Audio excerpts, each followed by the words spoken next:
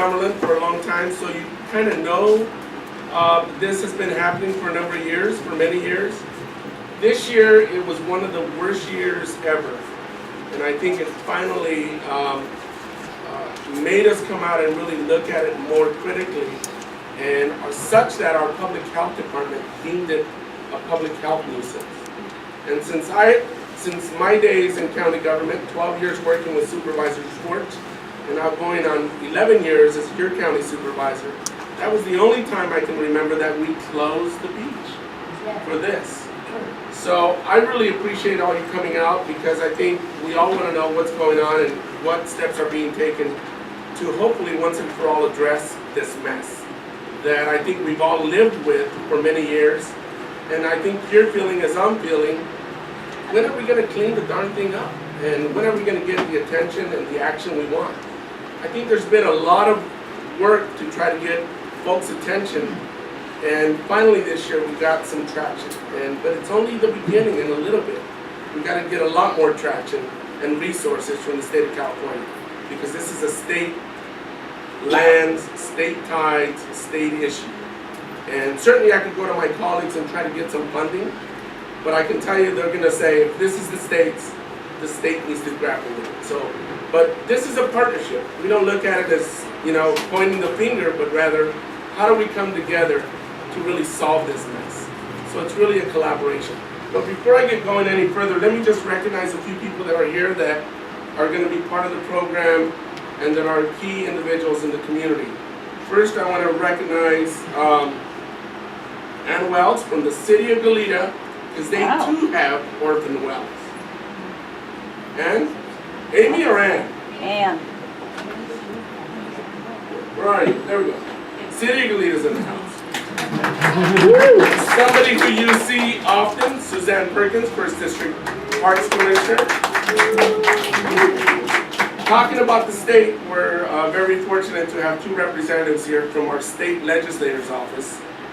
We have Hillary Blackerby from Assemblymember Doss Williams, back here. She's got a notepad and pencil. I see her, she's ready. And then we have Stanley Sankoff from our state senator's office. Where are you? He's out there. They're being shy, but when they hear we want their money, we'll bring them front and center. From the Coast Guard, we have Commander. Get a load of this. How many of you watch Star Trek? Commander Romulus.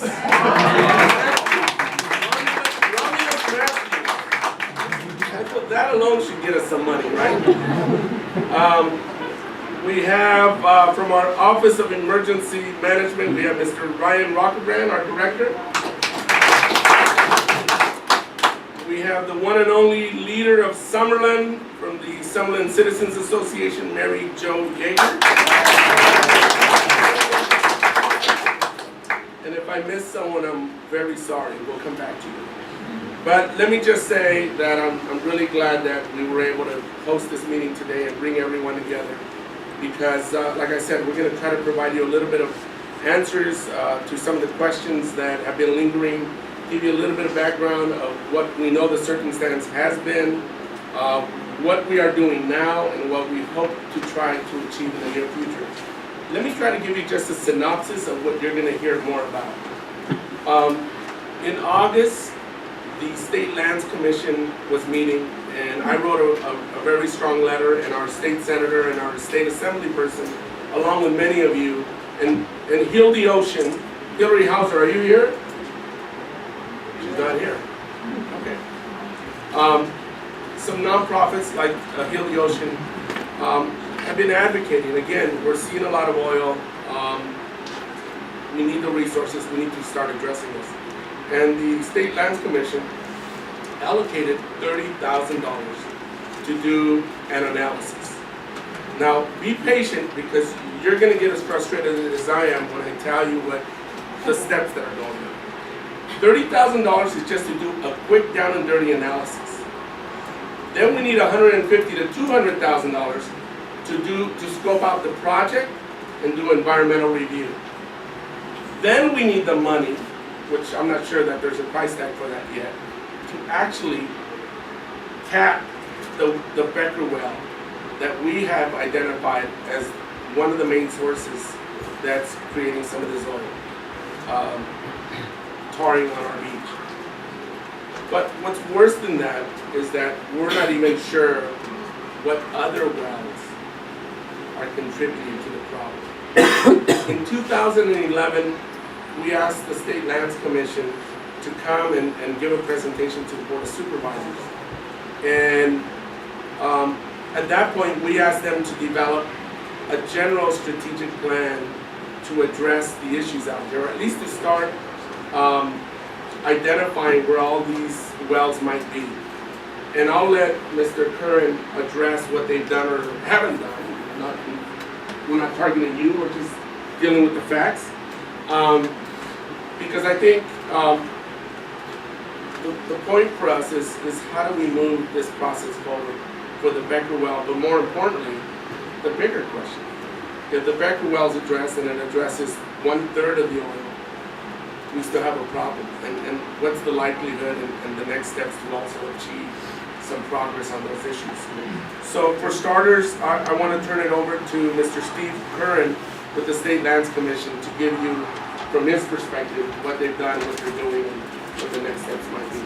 So I'm sorry if I put you on the spot there, Steve. But that's what you do.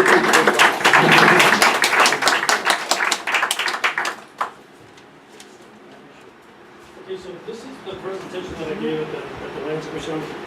I'm assuming that a lot of you people are from Summerlin or close by, and you know probably more than I do. Speak up, please. Okay, got you.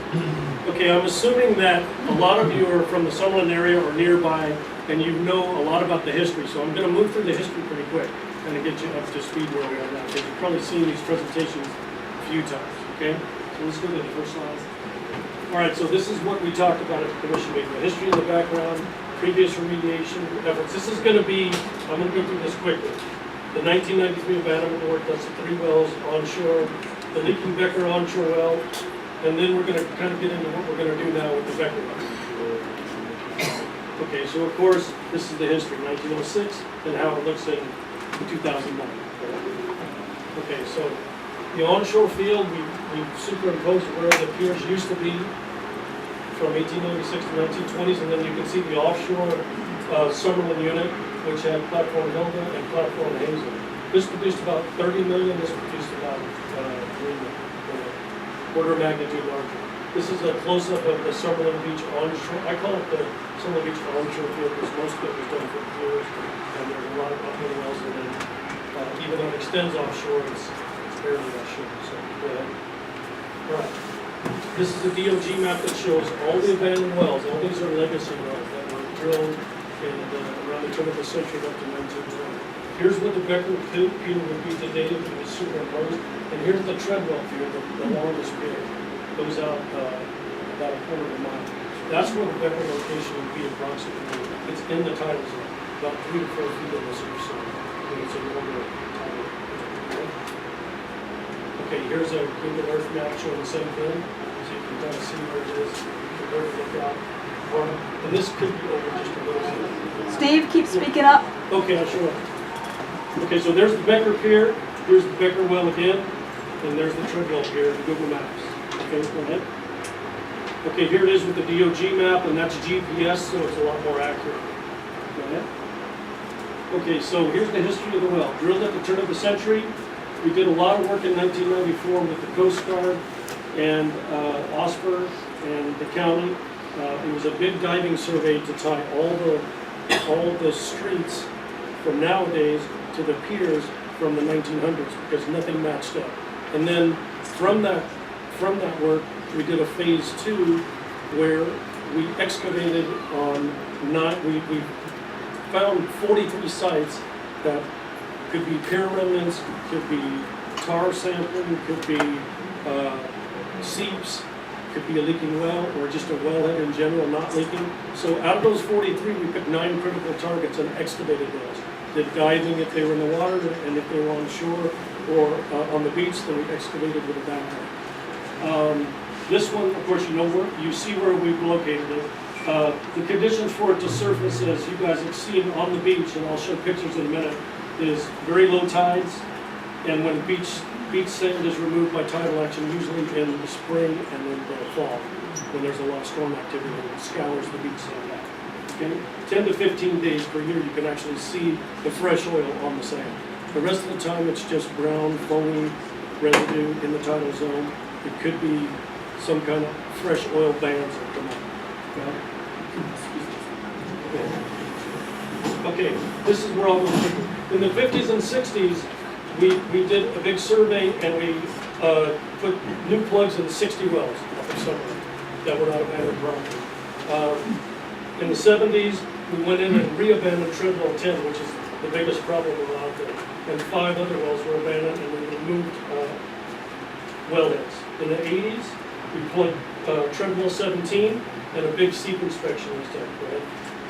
Okay, in the 90s, we did this project that I told you about, the phase 1 and phase 2, but also we abandoned 3 shoreside wells with the big surf set. I'll show you those pictures in a minute. Go ahead. Okay, 2000 to current, we've done a lot of research. Fairweather did a dive just on Summerlin, Treadwell 10, to look at what it would take to abandon Treadwell 10 and stop it from leaking. Well, Alan Grossbar did a very good study in 2001 about the whole history of Summerlin. I'm sure most of you have probably read that and know about it.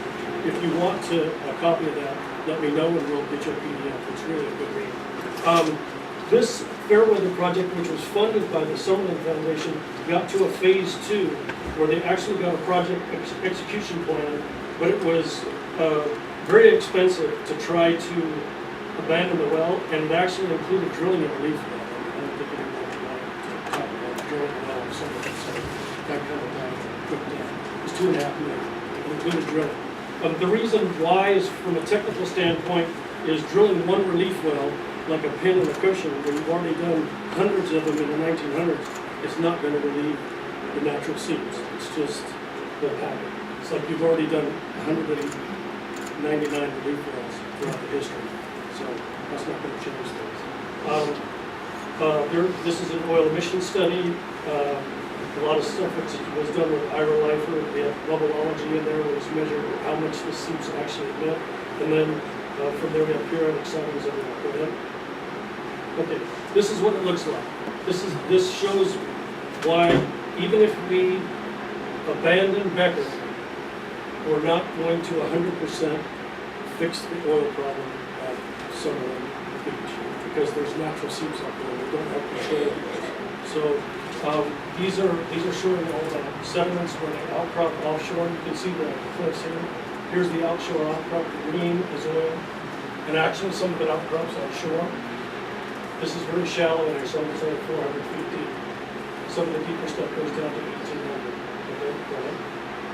All right, so I'll just go through this quickly. This is the 1993 project where we built a surf sled that was about 20 feet high, and we brought it onto the beach and abandoned 3 wells, and they were visibly leaking on the beach. Go ahead.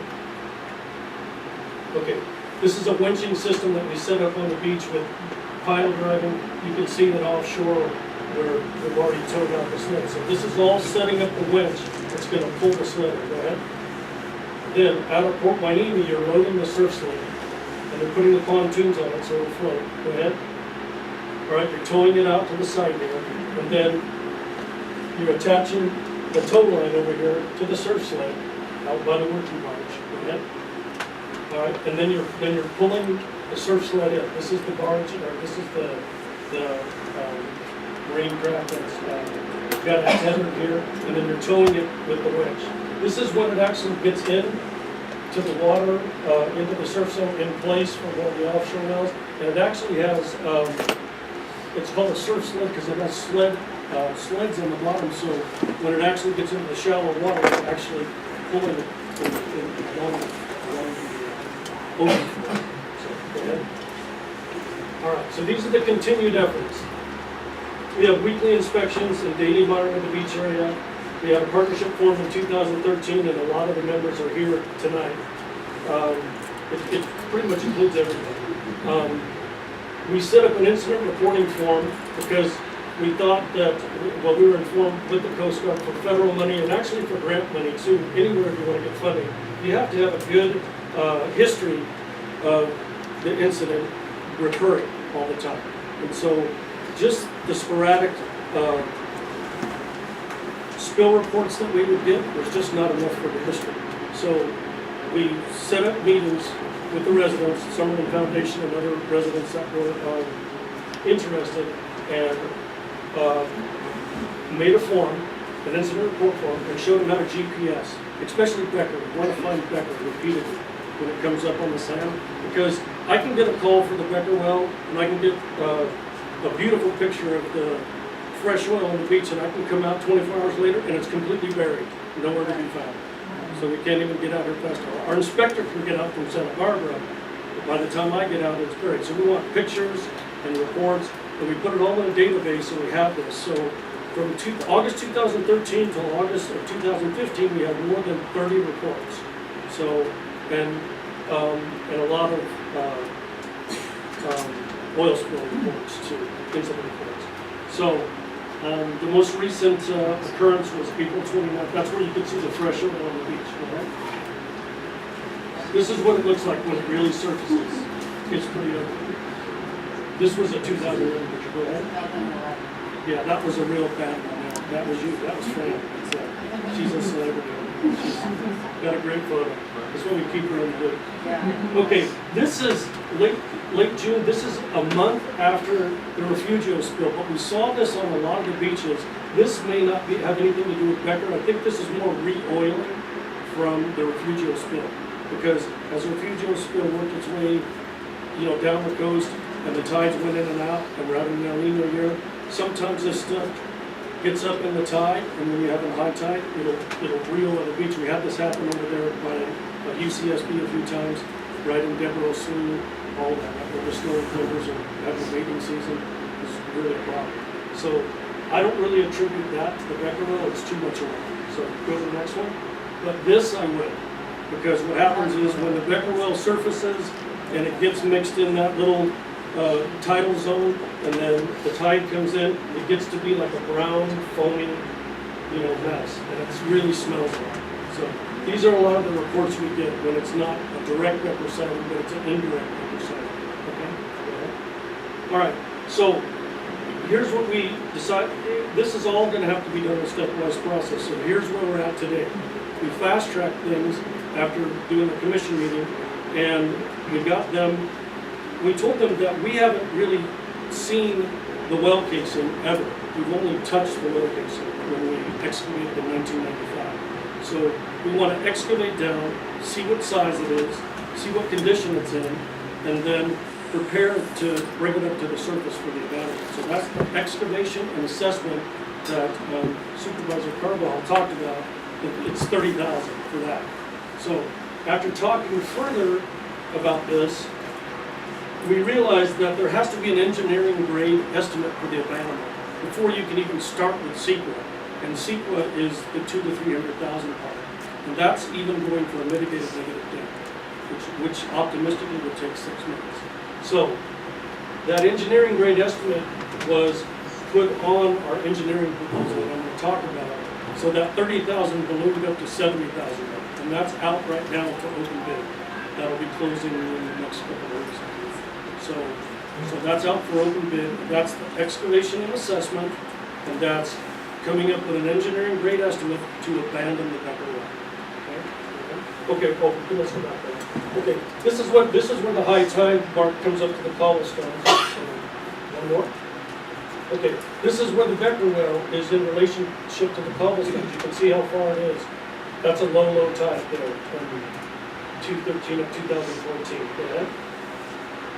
All right, so for the project, for the assessment project, what we're going to talk about is the 2 access points. You can go in through Lookout Park, but if you use bigger equipment, it's really hard to make that hairpin turn, and it's not really the best of all worlds right there. So we put that as a secondary access point for the equipment we're going to bring onto the beach.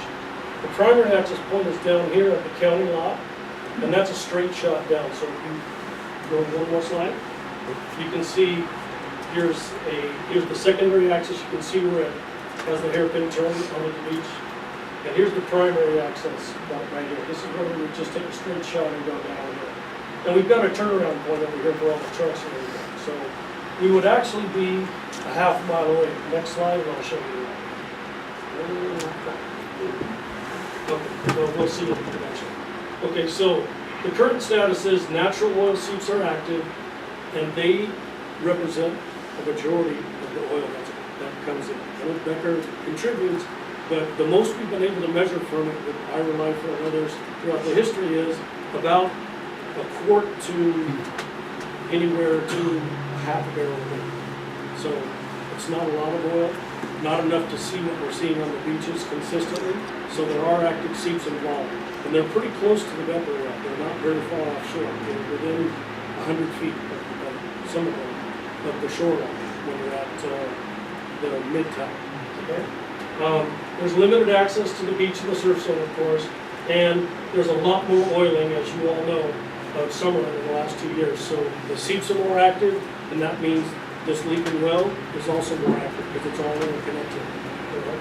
Can I ask a question? Yes, How do we know it's natural seeps and not the other 43 or 60 or 90? because we did extensive diving out there in 1994, did a whole career, we spent weeks out there, and we actually cataloged all the seeps and their activity.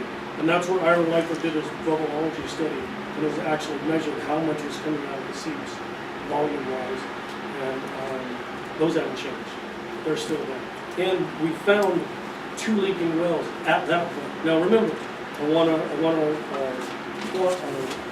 make a qualitative statement here. That was in 1995. That's a long time ago. Ira's done a lot of diving out there in 2005, 2006 time frame, and he felt like maybe further offshore there may be something else going on. It could be wells that are leaking, we're not sure.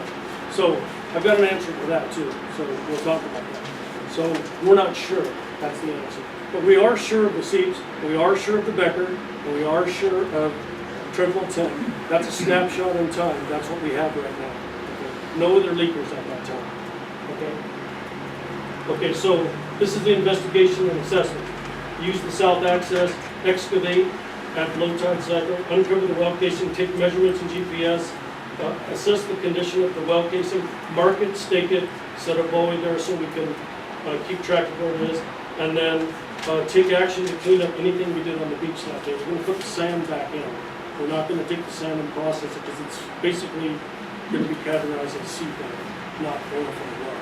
Because otherwise it would turn into a lot bigger project and we'd have a lot more equipment on the beach. So, and it would involve the Chumash. It's already involved in the Indian tribes and everything else. They'll be involved in the biological part of it. That would make it an order of magnitude more difficult. So we'll do it just like we did the last time. All right, and then that involves returning the site to the previous condition. This all is going to happen within a time frame of about 4 to 5 hours. As you know, we're going to drive onto the beach, go that half a mile while the tide's going out. We're going to excavate. Well, go to the next slide, Michelle. And that's $70,000, you said?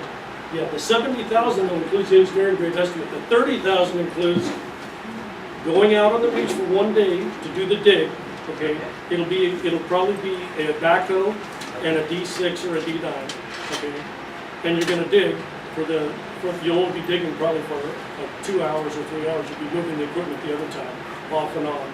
You're gonna dig with the backhoe and be very careful because you don't want to bang the well and make it worse if it is actually leaking. You're gonna dig around it, try to excavate it. All that dirt you get, you're gonna berm behind it on the ocean side so that we can buy more time and get down as much as we can. Yes. Have those funds been allocated? Yes, that State Lands Commission, that has an RFQ out, which is similar to an RFP. So it's out, open now. That's the $30,000 that went out first, and we amended it to add $45,000 for the engineering grade estimate. The engineering grade is all in-house paperwork, you know, do an approach for the event. And then the estimate to determine what would be the cost to fix To abandon it. Yeah, to eliminate it, to abandon it. Because Another question? Yes, Okay. by open bid, do you mean you're gonna choose a certain contractor? Yeah, we have, the state has to do open bidding, it's not sole source Right. for that, so yes, we will. Okay. And we've already have bids coming in, so, I have a lot of interest in it. That's what they're So, yeah, it's open bid. And we'll choose a contractor for that. So, we've already done some preliminary work on it, engineering-wise, and we feel that we can do it from the beach. If it involves building temporary piers out there and putting a little single, like a single joint rig on there or a coil tubing rig, we'll set it up so that once you build this little, not like a temporary piers and stuff, you'll leave the equipment out there while you're working, because you can't be moving the equipment off and on the beach. You know how it is, but you're always chasing the tide out there. So you have to be able to set up an infrastructure there where you can get over the well and get the casing up to the surface where you can get some kind of pressure control on it, have all of your oil spill contingency plan in order, and everyone's staging, and then go ahead with your work. Well, when we did those 3 wells back in 1993, it cost $863,000 back then, and it was over a period of about a month. It took about a month to do those 3 wells. But they were in the surf zone. They were all on the beach. So it's a little different. There's a surf zone, it's a little bit more different. For those companies that changed so many times, I think it was an ocean area. Yeah. Steve, I believe it was. you keep using the phrase natural seeps, Yes. but there are over 400 old wells drilled and abandoned in some of them. So how are you making that distinction between what's natural and what's man-made, and therefore what you're not in a position to address and remediate, and what we could potentially remediate? Okay, so the seep, and there aren't that many seeps up there. We've only really identified 3. And those seeps, when you excavate with the divers and jet away the sediments and everything else, you can see the rock outcrop, and you can see the oil and the gas bubbling out of the rock itself. So it's not migrating. If it was just through the sand, now there's stuff that migrates through the beach bottom where it's the sand, and if oil comes up, you can say, you know, that could be migrating from an old casing somewhere, and maybe we're just not finding it. But the ones that we did categorize as seeps have been identified more than once. They were identified in the 60s through diving, and when they did all those surface plug abandonment work, they were identified again in the 70s, and then we identified them again in the 90s. So they haven't changed. One of them actually has a name of one of our engineers. It's called the Freckman Seep. So why are you so certain that not that much of the oil that we've been seeing the last few years is coming from Becker and is coming from natural seeps, if there are only 3 of them and there are over 400 abandoned wells out there? Well, what I'm saying is we have that snapshot in time. So I don't have anything more current, so if I go to there, that's what we have for the information. But we know that things change over time. For example, we had a That's small exactly earthquake in right. 2013. Yep. That infrastructure is continuing to decay from the old oil wells that were drilled 100 years ago. Correct, but they're not abandoned to today's standard. They're Right. legacy wells. They're before the State Lands Commission, the Dogger, anyone was ever involved. So these were the first offshore oil wells in the world. Okay, so what happens is we've got some other new technology that Ira has shared with us. There's a Aerostar, kind of like a weather balloon, and it has high definition video that's on the bottom of it. So you can tether it maybe offshore to a boat, or you can maybe tether it to someone's home if they're levels, to a fence line that's close, and it sits over the Summerlin beach, and it takes continuous video, high resolution video, for a 2-week time period. So we're going to start to employ that too as soon as we get enough money. We want to see the before, the during, and the after, because if we identify any point sources, and there have been in the past, the seeps show a point source. When it's really a nice summer day and there's no wind, and you do a flyover at the right time, and you take pictures, you can see where the seeps are. You can see oil coming up, and you can see the source of the machine source. So if any wells are leaking, it'll do the same thing. So we only have like pictures of that from a long time ago that show 2 seeps. So if we go out there and employ this technology, we start to see 5, then we're going to start diving and looking to see if those are coming from wells, what's happening. Go ahead. We got the county park there, we got structures and fences. So Yes. it's very easy to have it, so get this advice. Yeah, we're gonna ask Elsa with the county to help us with that and get, yeah, Elsa's in there. She's been really instrumental, like my right-hand person and all this. She's been in the trenches with me all this time. Elsa, and she's with OEM and with the counties, we're very involved. So she helped us set up the reporting mechanism so that we could get more attention drawn to this. So, go ahead. What was the site of the 69 oil spill? Yeah, that was platform, which one? Right. Yeah, platform A. That wasn't anywhere near this. Or was it near Summerlin? No, it wasn't so. Now, one other thing, just. I'm sure away. Everyone needs to realize that we still have the Colo Point seep, okay? And we still have the South Elwood seeps. And we have platform holding right in the middle of them, okay? 60% of that oil that's emitted, we've known actually that many studies is from the Colo Point side. And then 40% is from the Elwood seep side. So that average is 100 barrels a day. So even when you look at the Refugio spill, which spilled 500 barrels in the water, that Colo Point seep is active. And we're expecting it to be maybe, and these seeps, more active during the El Nino year. Because we're gonna have a lot of rain and a lot of recharging, and these things are dependent on groundwater activity and a lot of complex things. So that's why we jumped on this and got the funding, because we wanna get out there and at least assess the Becquerel before El Nino clouds everything over and makes it harder to figure out what's going on. At least we'll know it's there, it's leaking, get an idea of how much, and get an idea of what we need to bring it up to fix it. So, Steve, yes. I'm sorry to keep you interrupting, but I want to make a point that I think people get really confused by. When you refer to natural seeps and all the other natural seeps in the general area, the other local beaches in Santa Barbara are not getting oiled the way that this particular stretch Right. of Summerlin is. So we're trying to focus on what's really local to us, Yep. and not on the fact that Colo Point is always active, that there's stuff out at Platform Holly. If you go to a beach 2 miles that way or 2 miles that way, it looks nothing like Summerlin Okay, Beach. the one reason I brought that up is because this year with the tidal action and the flipping of the thermals with the El Nino, what's happened is, and the currents, we've seen more of the Colo Point seep oil reach shore. That's the only reason I brought that up. Now, not so much here, but the Summerlin, and that's everywhere. It's hit Devereaux, it's hit other places. But what's happened here is Summerlin is so critical because the seeps are very close to shore. So when they leak, it comes right to shore. There's just no question about it. In the tide cycle, it's going to hit the shore. The Colo Point seep is further out. So a lot of times it's a sheen and it stays out. And it doesn't reach the shore. It does reach the shore. In an El Nino, it really does. But normally it doesn't reach it as much. So, all right. Yes.